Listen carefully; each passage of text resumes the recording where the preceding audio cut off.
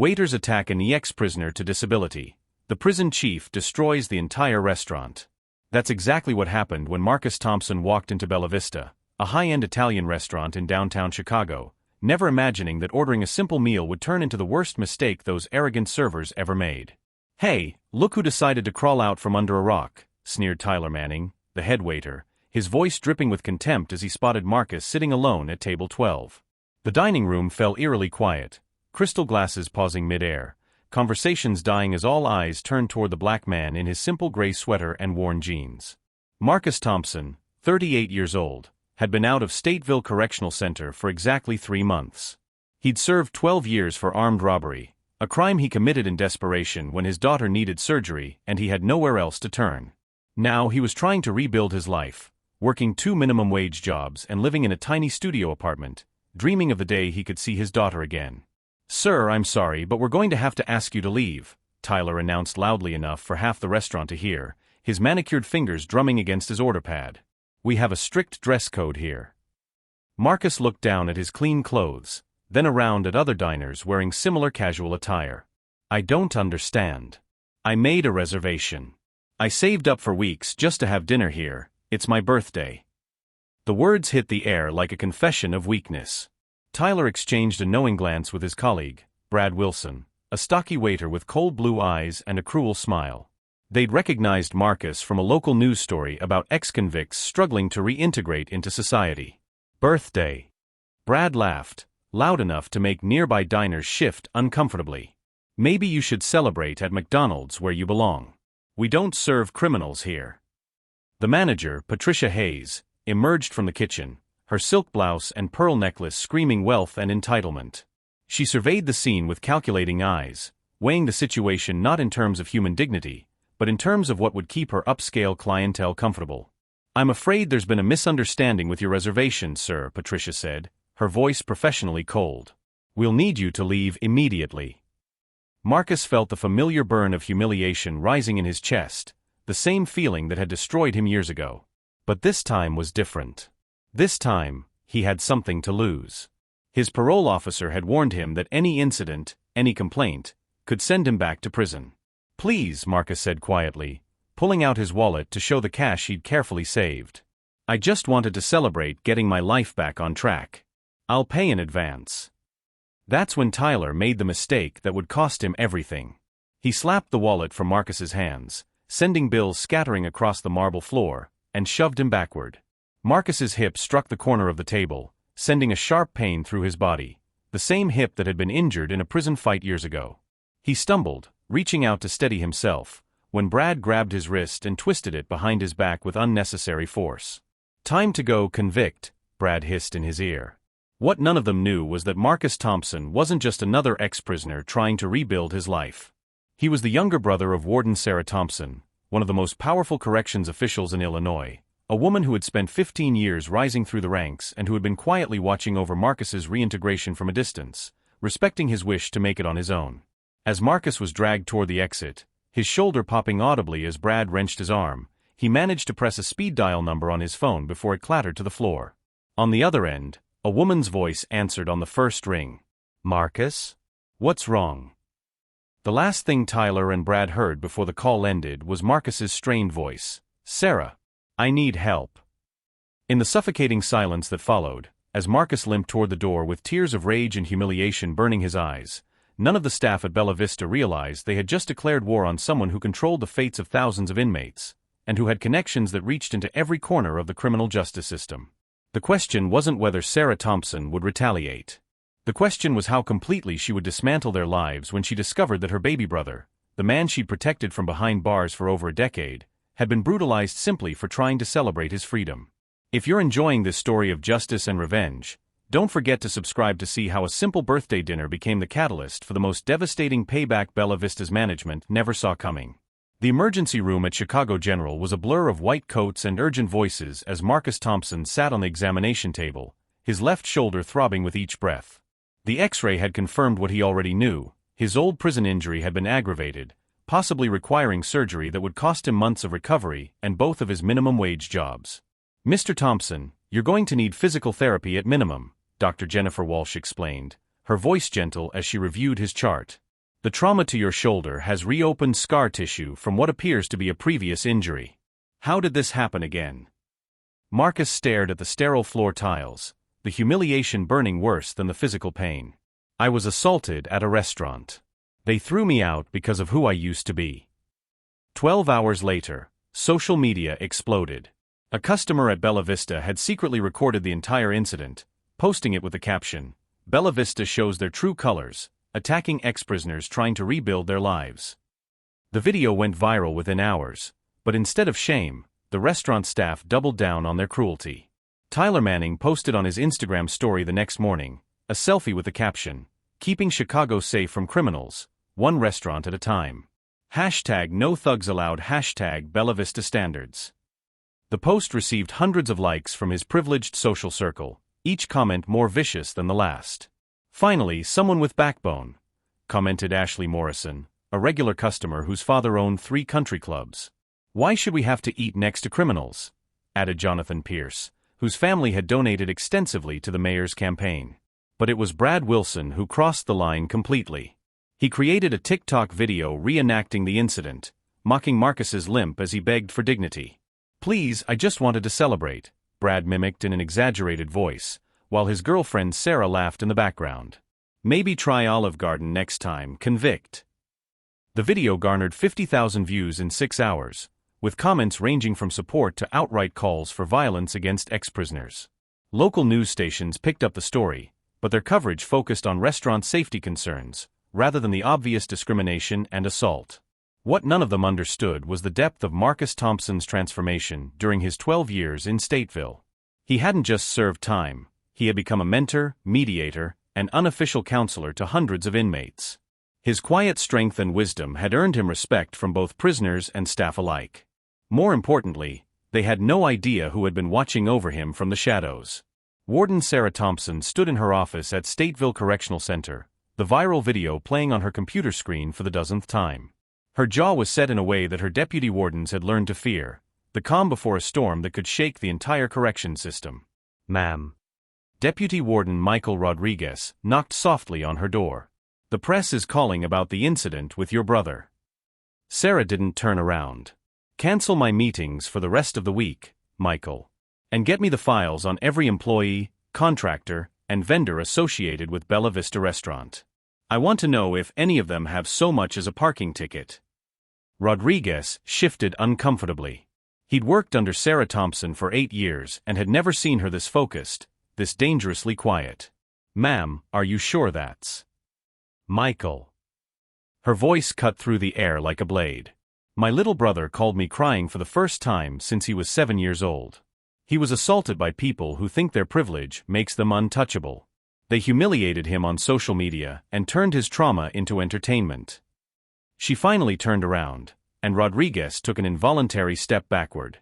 Sarah Thompson's eyes held the cold fury of someone who had spent 15 years learning exactly how power worked, and how to wield it with surgical precision. They think they know what consequences look like because they've never faced real ones. They're about to learn the difference between playing with fire and walking into an inferno. That evening, Marcus sat in his tiny studio apartment, scrolling through the endless stream of hateful comments beneath the viral video. Each word was a fresh cut, reopening wounds he thought had healed. His phone buzzed with a text from his parole officer, "Need to talk. Some complaints have been filed. Come in Monday." The system that had already taken 12 years of his life was preparing to swallow him again, and this time he hadn't even committed a crime. He was just guilty of hoping he could be treated like a human being. As Marcus stared at his reflection in his cracked bathroom mirror, seeing the bruises forming on his shoulder and the defeat in his eyes, he had no way of knowing that 200 miles away, his sister was making phone calls that would turn Bella Vista's world upside down. The question wasn't whether Tyler, Brad, and Patricia would face consequences for their actions. It was whether they would survive what Sarah Thompson had planned for them. Because when you attack someone who has survived the worst the system can offer, you better make sure their family doesn't control that very same system.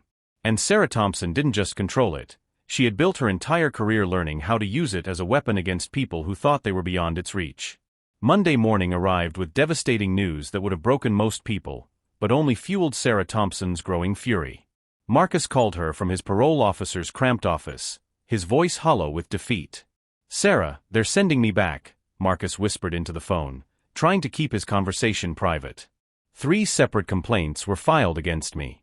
They're saying I was aggressive, threatening customers. My parole officer believes them over me. Officer Janet Mills sat across from Marcus, her expression a mixture of sympathy and bureaucratic helplessness.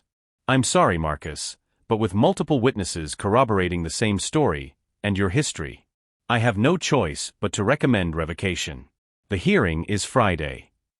What Marcus didn't know was that Sarah had spent the weekend making very specific phone calls to very specific people. Her first call had been to Detective Ray Harrison, a 20-year veteran who owed his career to Sarah's testimony in a corruption case that nearly destroyed the department. Ray, I need you to run background checks on everyone who was working at Bella Vista that night. Sarah's voice was calm but commanding. And I mean everyone, servers, kitchen staff, management, even the busboys. Harrison's voice carried concern. Sarah, you know I can't just. My brother is about to lose his freedom because 3 privileged kids decided to play judge and jury. Run the checks, Ray. You'll understand why when you see what comes up.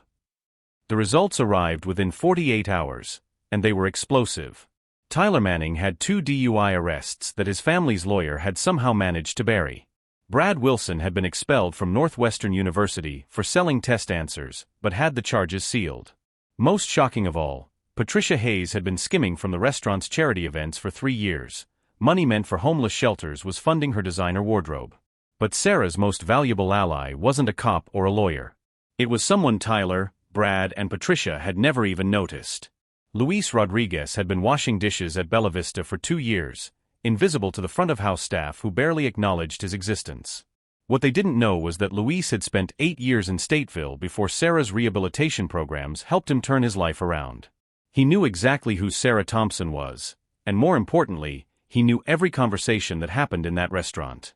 Warden Thompson, Luis spoke quietly into his phone during his break, standing in the alley behind Bella Vista. They're planning something. I heard Tyler talking to his father about making sure your brother never gets out of the system. They want to make an example of him.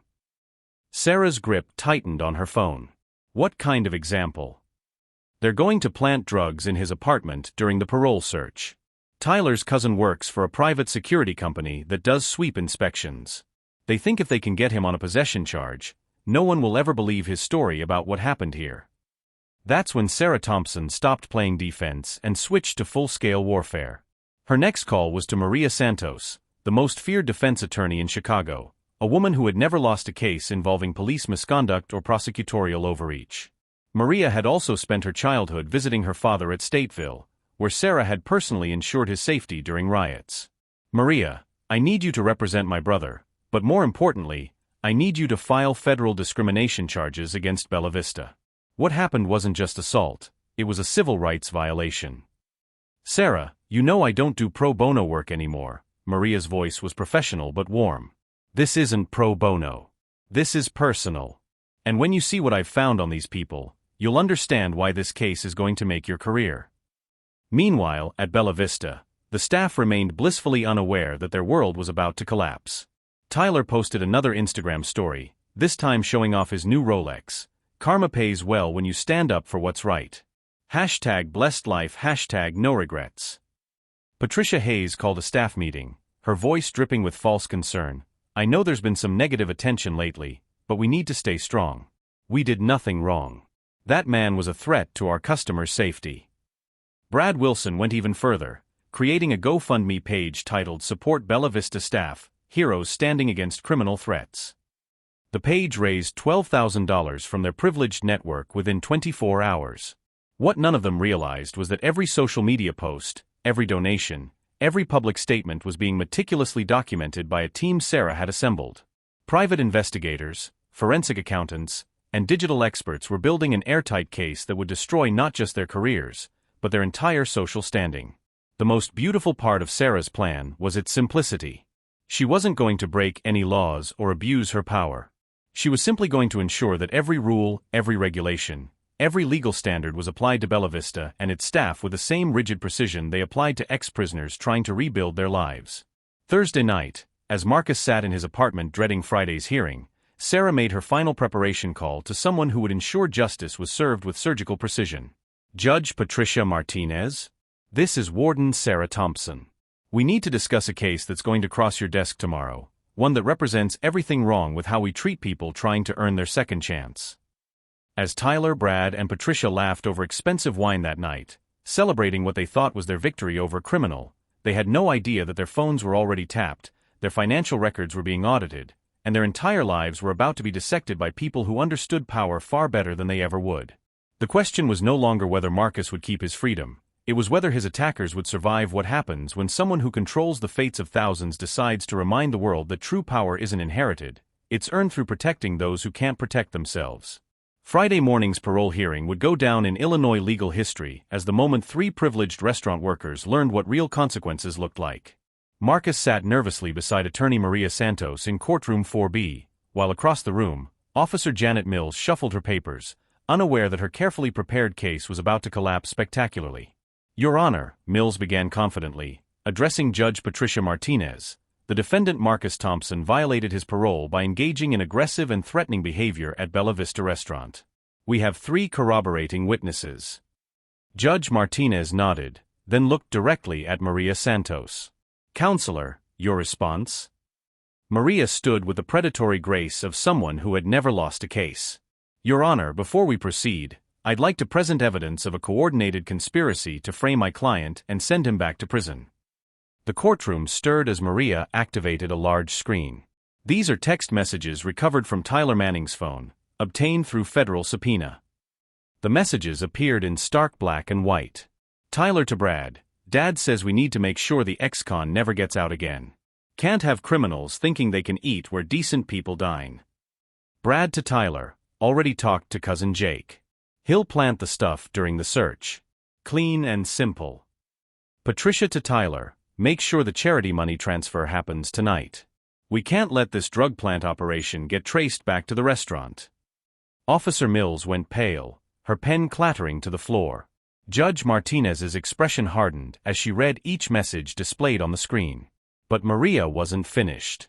Your Honor, these defendants didn't just assault my client.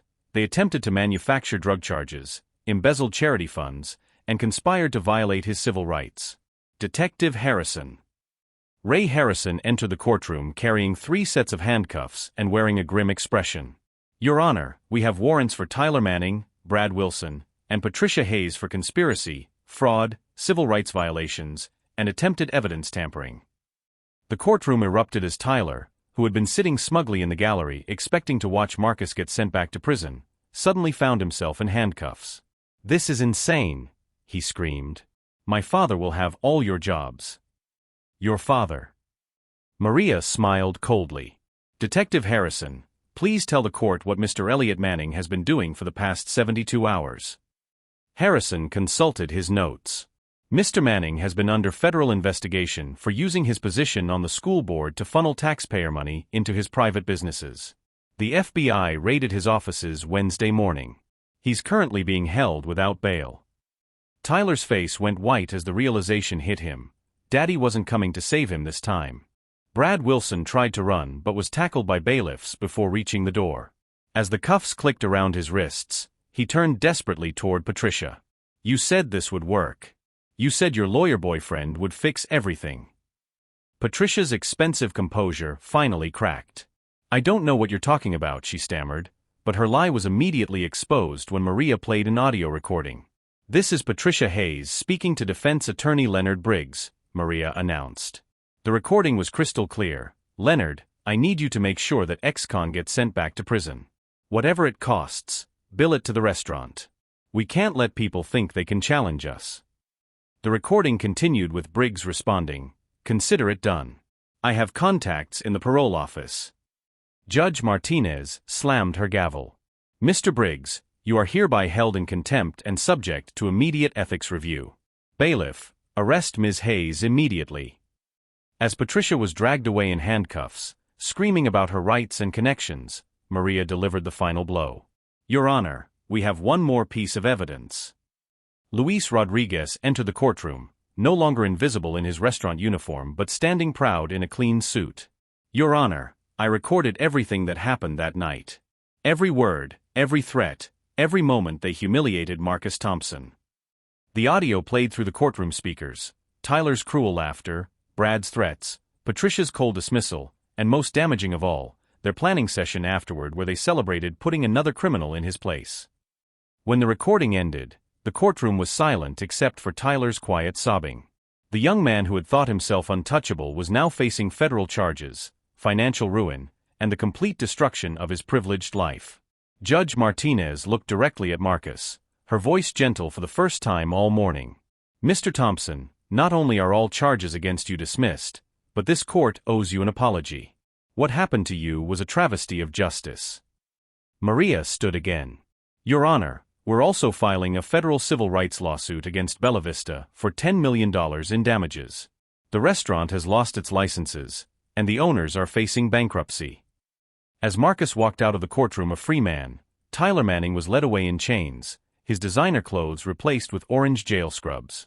The same young man who had mocked Marcus for being an ex-prisoner was now discovering what the inside of a jail cell looked like. Outside the courthouse, news crews swarmed as Sarah Thompson finally revealed herself, standing proudly beside her brother. "My little brother served his time, paid his debt to society, and was trying to build a better life. When privileged predators tried to destroy him for their entertainment, they forgot one crucial thing: family protects family, and justice always finds a way." The question was no longer whether Tyler, Brad, and Patricia would face consequences. The question was whether they would survive the complete annihilation of everything they had built their identities around, now that the world had seen their true faces behind the masks of respectability. 6 months after the courthouse victory that shocked Chicago, Marcus Thompson stood in front of a packed auditorium at Northwestern University, addressing a crowd of criminal justice students, ex-prisoners, and social advocates. The same man who had been humiliated and assaulted for trying to celebrate his birthday was now the keynote speaker at the National Conference on Second Chances. "They thought breaking my body would break my spirit," Marcus said, his voice steady and powerful. "What they didn't understand is that every day in prison teaches you that survival isn't about avoiding pain, it's about transforming it into purpose." The $10 million settlement from Bella Vista had been used to establish the Thompson Foundation for Reentry Support, providing legal aid, job placement, and dignity restoration for ex-prisoners across Illinois.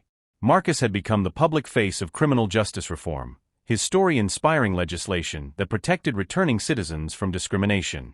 Meanwhile, the 3 people who had attacked him were learning harsh lessons about consequences. Tyler Manning sat in Cook County Jail awaiting trial on federal charges, his privileged world completely shattered. His father's corruption scandal had destroyed the family fortune, leaving Tyler with a public defender and no bail money. The same young man who had mocked Marcus's worn clothes now wore orange prison jumpsuits, discovering firsthand what powerlessness felt like. Brad Wilson had pleaded guilty to avoid a longer sentence, but lost everything that mattered to his shallow existence. His social media influence evaporated overnight, his girlfriend left him for his former best friend, and he now worked minimum wage jobs while serving weekend jail time. The irony wasn't lost on anyone. He was now living the exact life he had mocked Marcus for trying to rebuild. Patricia Hayes faced the cruelest justice of all. Her theft of charity funds had been exposed in excruciating detail, revealing years of stealing money meant for homeless shelters and food banks.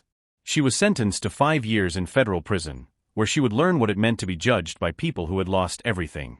Her former staff celebrated her downfall, finally free to reveal the toxic environment she had created.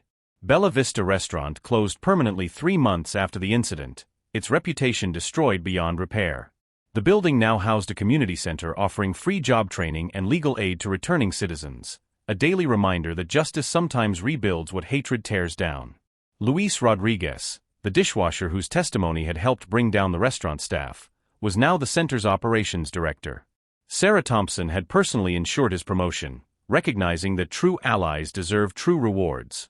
"Justice isn't about revenge," Sarah told a reporter during the center's grand opening.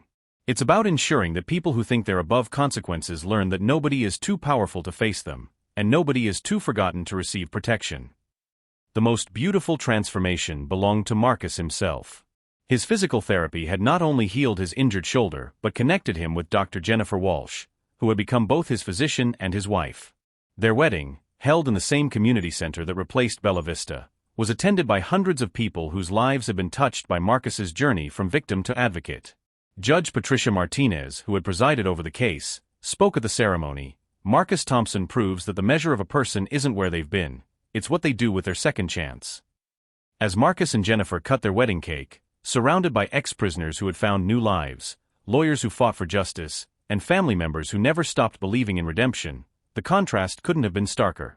Tyler Manning spent that same evening in a jail cell, finally understanding that actions have consequences, and that sometimes those consequences come from people you never saw coming.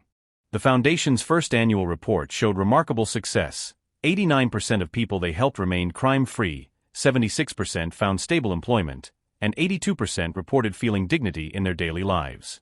These weren't just statistics. They were human beings who had been given the same chance Marcus fought for at Bella Vista.